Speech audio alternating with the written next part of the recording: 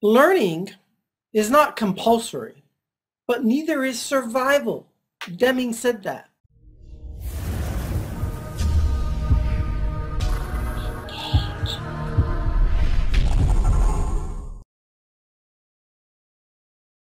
Hey everybody, this is Stendall, publisher of Customer Engagement Magazine and the author of the Customer Engagement Manifesto. Hey, thanks so much for joining this video. In this video, you will discover why training is so important and the fact that there's 3 different types of training that you need. You know, I probably am talking to the converted. You're watching this training video, so you probably already know that training is important.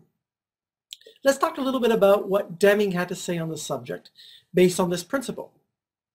So one of the things he talked about was that modern training methods help all employees do a better job while helping them fulfill their own self-actualization. So I want you to pause and think a little bit about that. I'm going to actually repeat it. It's really good. Modern training methods help all employees do a better job while helping them fulfill their own self-actualization. So what Deming is saying here is that the process of self-actualization, the process of growing, developing, unfolding, and reaching your highest potential as an individual is important to smart companies. And they know that if they can provide training to you along your passion, your talent, your skill set, what you're really interested in, that helps the company and at the same time helps to increase your level of self-actualization, they will have a motivated and passionate employee who is ready to implement what they have learned. So that's really important. Training also helps ensure consistency of output through the use of common approaches. Makes pretty much good standard sense. Knowledge of the system and the theory of optimization can only be achieved through effective hands-on training. So what we're saying here is that if you are producing various widgets in a factory, you have to have hands-on training not only of the practical component, but also the theory of how these machines operate so that you can do the best job possible in making whatever it is that you're making. And once you understand how things work and how things don't work, then you can keep your eyes and ears open to identify how things can be improved. It's also important from an employee standpoint to have some knowledge of psychology, being able to communicate effectively with others and read people, especially their body language, is very, very important. As well as being able to know how to ask the right and intelligent questions. The quality of the questions always dictates the quality of the answers. So these ideas really come all from Deming. Now what we want to do is we want to now shift over and take a look at how do we apply a lot of what I've just said is very applicable in the customer engagement world, and break down the different types of training that I want to encourage you to implement in your company. Okay, you ready to go? Hope you have your pen and paper ready. So the first one is job-specific training.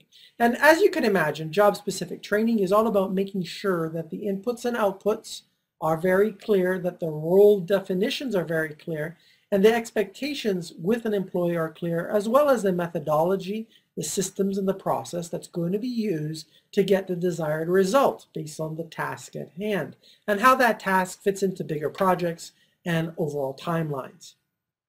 But once that's done, you have to give the employee enough latitude to make intelligent decisions on their own. This is where the empowerment comes in. It comes from trust. You do all that you can to hire the best. You do all that you can to train them. But you have to empower them and trust them and push them out of the nest, so to speak, to make their own decisions so that they can fly independently and be self-reliant. One of the key words I want you to remember from everything we're talking about in these videos is the term self-reliant. Strive to be a self-reliant individual and help your employees become self-reliant. That's what this society badly needs right now. So now another key component from a customer engagement standpoint is that happy human beings, employees, must perceive progress in their career to maintain engagement.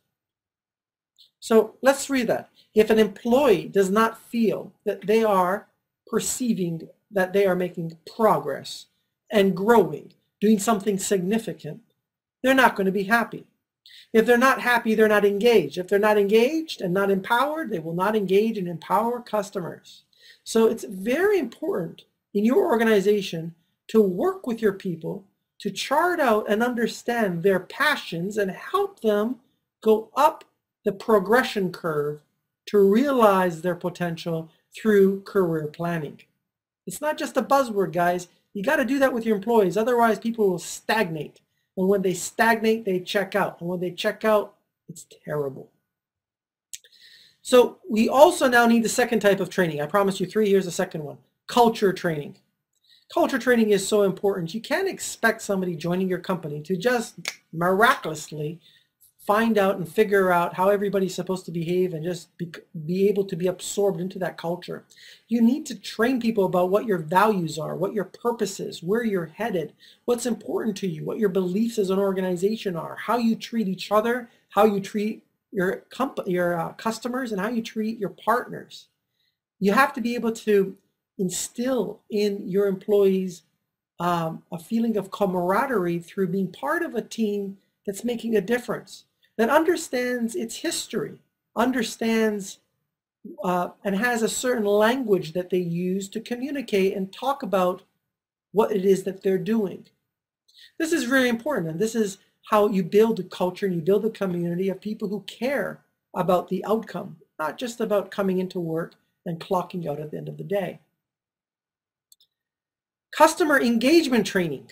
Okay, so now this is like a whole nother topic, and a lot of that is what we talk about in these videos. But that really is all about operationalizing how we interact with customers through each of the key functional areas: building, marketing, selling, and supporting solutions. And that will involve to some degree job-specific training and culture training. But a lot of this is more focused on looking at the interactions between the customer and a company. And I want to emphasize this to you, that this doesn't happen by accident. Great companies who nail this do so because they are taking proactive steps and are volitionally, they've made the choice that they want to be best in class in working with their customers and developing quality products and having a culture that people are proud to be a part of.